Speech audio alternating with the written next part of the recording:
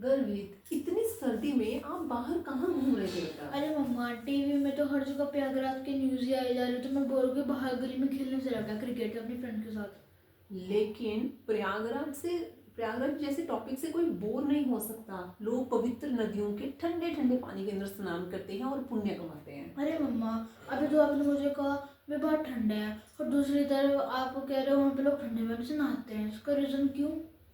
जब बात हो रही हो आस्था, विश्वास और प्रयागराज अखंड, तो फिर कैसी भीड़ और कैसी ठंड। Welcome to my new fun and family vlog. आज के इस फैमिली व्लॉग के अंदर मैं सुनाने जा रही हूँ प्रयागराज की बहुत प्यारी सी कहानी। आप इंटरेस्टेड हो? यस। ठीक है, चलिए शुरू करते हैं हमारी प्रयागराज की कहानी। पवित्र तीर्थ स्थलों में स्नान, ये कहानी शुरू होती है देवलोक से। देवलोक में राजा इंद्र, जो कि हमेशा की तरह अपनी विलासिता भरी जीवन के अंदर बिजी थे, वो कभी भी अपने राजपाट की तरफ कभी ध्यान ही नहीं देते थे। इससे सभी देवी देवताओं को चिंता होने लगी।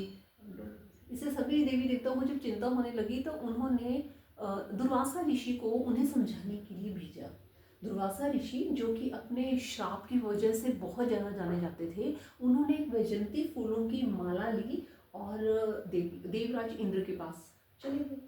अब देवराज इंद्र के पास जब वो गए, वो माला उन्होंने उनको भेंट दी, लेकिन देवराज इंद्र अपनी मस्ती में इतने मस्त हुए पड़े थे कि उन्होंने दुर्वासा ऋषि का कोई आदर सत्कार नहीं किया, और बल्कि उन्होंने वो माला अपने हाथी को दे दी।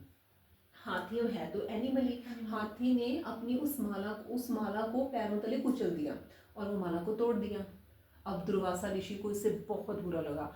आप बताओ गर्भित, अगर आप किसी को कोई गिफ्ट करते हो और आपके सामने वो तोड़ दे तो आपको कैसा लगेगा? मुझे बहुत गुस्सा आएगा उस पर। तो दुर्वासा ऋषि को भी बहुत गुस्सा आया। उन्होंने उसी वक्त देवराज इंद्र को श्राप दे दिया कि सभी देवी देवता अभी से शक्ति विहीन हो जाएंगे। शक्तिहीन मतलब?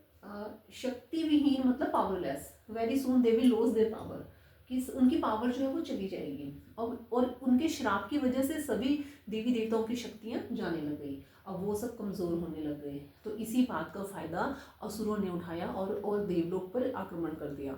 अब सब देवी देवता घबरा गए। अब वो घबराहट के मारे क्या करते, वो गए भगवान विष्णु के पास। भगवान विष्णु के पास जाकर उन्होंने वहां से इस समस्या का समाधान मांगा। अब भगवान विष्णु ने कहा कि आप एक काम कीजिए, आप समुद्र का मंथन कीजिए, वहां से आपको एक अमृत कलश मिलेगा, जिसको प्राप्त करने के बाद आप लोगों की शक्तियां फिर से आ जाएंगी और आप अमर हो जाओगे। अब ये आइडिया देवलोक में जो जितने भी देवी देवता थे सबने सुना और इसकी तैयारियां करनी शुरू कर दी, और फिर हुआ समुद्र मंथन। जिस प्रकार हम जैसे क्रीम होती है ना, मलाई को ऐसे हम मथते हैं, उसको ग्राइंड करते हैं, तो उसके ऊपर क्या निकल के आ जाता है? मक्खन आ जाता है। इसी तरह से समुद्र के अंदर बहुत सारी अच्छी अच्छी चीजें थी। जब समुद्र को मथा गया, मंथन, इसीलिए उसका नाम मंथन पड़ा ना, तो उसमें से भी बहुत सारी चीजें निकल के बाहर आ गई, ऊपर आ गई। क्या क्या आया, कुछ आइडिया? समुद्र मंथन में से बहुत सारी चीजें निकली, जैसे कि देवी लक्ष्मी, जो कि हम सभी को बहुत प्यारी है। देवी लक्ष्मी, कामधेनु गाय, उच्च श्रेव घोड़ा, और फिर अमृत कलश, कालकूट विष, कल्प वृक्ष, और भी बहुत सारी चीज़ें। यहाँ की धन्वंतरी देव भी समुद्र में से ही निकले थे। बहुत सारे हीरे मोती और बहुत सारी चीज़ें भी निकली थी। तो जब कालकूट विष निकला, उस विष के बाहर निकलते ही चारों तरफ हाहाकार मचने लग गया, क्योंकि उस विष के प्रभाव से सभी देवी देवता जो है वहीं पर उनके ऊपर असर होने लगे और वो मरने लगे। जब देवता भी संकट में आते हैं तो फिर वो अपने देव को बुलाते हैं। अब जो देव के भी जो देव होते हैं उनको क्या बोलते हैं? हर हर महादेव। उनको बोलते हैं महादेव। तो उस वक्त उन्होंने महादेव जी को बुलाया। महादेव जी ने उस कालकूट विष को लिया और अपने गले में धारण किया, क्योंकि वो अंदर नहीं लेके जा सकते थे, उनके अंदर श्री राम जी का वास था, इसलिए उन्होंने अपने गले में ही रखा। इसीलिए उनका गला जो होता है उन्हें नीलकंठ बोला जाता है। जहर की वजह से उनका जो गला था वो इसी वजह से नीला हो गया था, इसीलिए उनको नीलकंठ बोला जाता है। और इसीलिए उसकी ताप से, उसकी गर्मी से वो भी बहुत ज़्यादा परेशान हो गए थे, और फिर उनकी परेशानी को और उनकी गर्मी को दूर करने के लिए उनके ऊपर जल डाला गया। तभी से शिव जी भगवान के ऊपर जल की प्रथा शुरू हुई कि जो उनके ऊपर इस तरह से जल डालेगा ये उससे उससे शिव जी भगवान का जो ताप, जो गर्मी है, उस जहर की गर्मी है वो कम हो जाए। तो शिव जी भगवान ने इसीलिए आशीर्वाद दिया था कि जो भी मेरे ऊपर आज से जल चढ़ाएगा उसकी सभी मनोकामनाएं पूर्ण होंगी। तभी से शिव जी भगवान के ऊपर हमेशा जल चढ़ाया जाता है। अब उस जहर का इलाज तो शिव जी ने कर दिया, लेकिन जब वहाँ से अमृत निकला, उस अमृत की तलाश में सभी देवी देवता और सभी राक्षसों के बीच में फिर से लड़ाई होनी शुरू हो गई। अब क्योंकि उनके बीच में लड़ाई हो रही थी तो देवी देवताओं ने क्या किया, और जो देवराज इंद्र के बेटे थे जयंत, उनको ये जिम्मेदारी दी गई कि आप उस कलश को देवलोक में ले जाएंगे। जो देवराज इंद्र के बेटे जयंत थे उन्होंने वो कलश को लेना तो चाहा, लेकिन अब उसके ऊपर राक्षसों ने भी हमला कर दिया। अब उनको संभालना मुश्किल हो गया। तो फिर विष्णु भगवान एक गर्ल के रूप में बन गए और उनका नाम था मोहिनी। वैसे सुंदर सी गर्ल बन गए और सारे राक्षस जो थे वो उतनी सुंदर गर्ल को देखते रह गए, और जयंत वहां से जो है वो लेके भाग गए। लेकिन जो थोड़ी देर के बाद राक्षसों को ध्यान में आया कि अरे ये मोहिनी का रूप बना के कोई सुंदर सी लड़की आई है यहाँ पे, और हमारा ध्यान उसकी तरफ चला गया और वो जो कलश था वो तो उसको लेके जा चुके हैं, तो फिर वो उनके पीछे पीछे भागे। फिर जब वो उनके पीछे पीछे जा रहे थे तो उस छीना झपटे के अंदर कलश में से अमृत की कुछ बूंदें नीचे गिर गई, जमीन पे गिर गई। 4 जगह पे वो कुछ बूंदें गिर गई। सबसे पहले इलाहाबाद संगम, जिसकी हम बात कर रहे हैं प्रयागराज की, उस अमृत की जिसको देवी देवताओं ने किया था, उस अमृत की कुछ बूंदें इलाहाबाद में गिरी, कुछ बूंदें हरिद्वार में गिरी, तीसरी जगह थी उज्जैन जो कि मध्य प्रदेश में है। आपके इंडिया के मैप के अंदर सेंटर में आता है मध्य प्रदेश MP, वहाँ पे गिरी उज्जैन में। और चौथा प्लेस था नासिक महाराष्ट्र।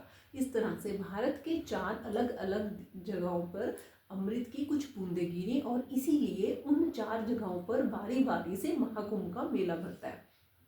अब क्योंकि ये जो युद्ध था ये 12 दिनों तक चला था और जो 12 साल जो देवी देवताओं के होते हैं, जो ब्रह्मा जी के होते हैं, उनका जो एक दिन होता है वो इंडियन जो हम लोग हैं धरती पर हमारे 12 सालों के बराबर होते हैं। इसीलिए 12 साल के बाद जो है महाकुंभ का मेला आयोजित किया जाता है। ये लगता है मीन्स आयोजित किया जाता है उनके लिए रोज, मतलब उनके लिए तो रोज ही होता है ना, क्योंकि उनका 12 दिन चला था।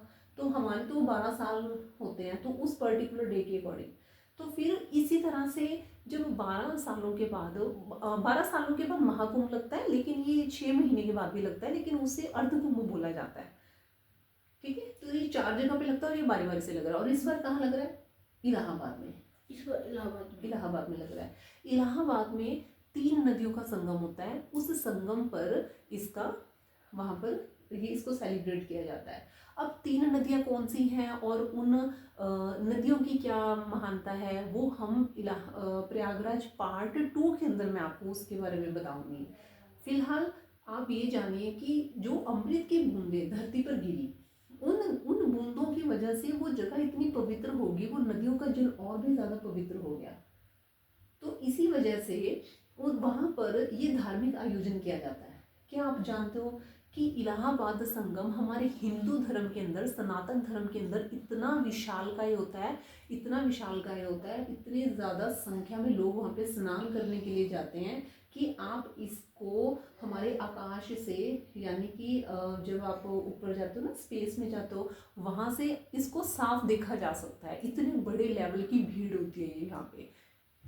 और हमारी जो गवर्नमेंट है उसने वहाँ तक जाने के लिए बहुत सारे ट्रेन्स के रूट चेंज किए हैं। इवन कि इलाहाबाद में इस वक्त 50 लाख से ज़्यादा गाड़ियों की पार्किंग तक की फैसिलिटी भी की है ना। Interesting story. अब क्योंकि इलाहाबाद के अंदर अमृत की कुछ बूंदें गिरी हुई हैं तो उस पवित्र जल के अंदर स्नान, हाँ बेटा, वो पानी के अंदर घुल जाता है ना, तो वो पानी पवित्र ही माना जाता है। और पूरी नदी पवित्र होगी। अब जैसे गंगा जल की जो एक बूंद होती है, अगर आप अपने नहाने के पानी में डाल देते हो तो वो पूरी बकेट आपकी गंगा जल ही मानी जाती है। वो इतने पवित्र और इतने पावन जल होते हैं। आप पावन जल की जो स्टोरीज है ये मैं आपको इलाहाबाद प्रयागराज पार्ट 2 में आपको इसकी स्टोरी सुनाऊंगी। फिलहाल आज के लिए ही इतना ही। पहले मुझे आप ये बताइए कि आपको ये स्टोरी कैसी लगी? मुझे बहुत अच्छी लगी, इतनी ज़्यादा इंटरेस्टिंग। अब तुम न्यूज़ आएगी मैं तो देखे करूँगा। न्यूज़ आएगी तो हम देखा करोगे। तो यानी कि अब गर्वित का तो इंटरेस्ट बन चुका है, वो पूरे अप टू डेट रहने वाले हैं प्रयागराज की सभी न्यूज़ से। प्रयागराज के बारे में और भी ज़्यादा जानकारी हम आपको देंगे, इससे रिलेटेड कहानियाँ हम आपको सुनाते रहेंगे।